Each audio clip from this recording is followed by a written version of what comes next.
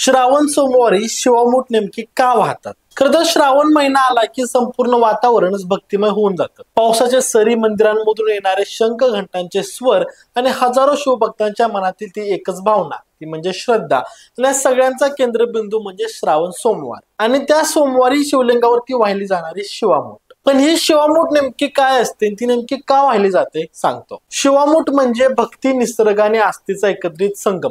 बेलपत्र, दुर्वा, तांदूळ, तीळ, मूग, जवस, जाई जुई आणि आवळा, ऊस आणि कडलिंबू या वस्तूंचा एकत्रित नैवेद्य. पण या फक्त काही झाडांमधून तोडलेल्या गोष्टी नाहीत, तर त्या मनाच्या शुद्धतेचं प्रतीक आहेत. त्या प्रत्येक घटकांचं शास्त्रशुद्ध महत्व आहे.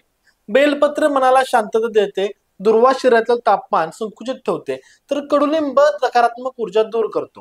आणि या मूठभर गोष्टी म्हणजेच आपल्या मनातली इच्छा, चिंता आणि आभार आणि सगळं काय आपण शिवाजी चरणी अर्पण करणं. खरं तर ही परंपरा केवळ पूजा नसून आत्मशुद्धी आणि निसर्गाशी जोडलेली आध्यात्मिक प्रक्रिया आहे. म्हणूनच श्रावण सोमवार म्हणजे फक्त उपवास नव्हे, तर मन, शरीर आणि आत्मा शुद्ध करण्याचा एक पवित्र योग आहे. तर मंडळींनो, स्पिरिट वरती अशाच अर्थपूर्ण परंपरांची खरी ओळख घ्या आणि श्रद्धेच्या या प्रवासामध्ये आमच्यासोबत नक्की जोडा.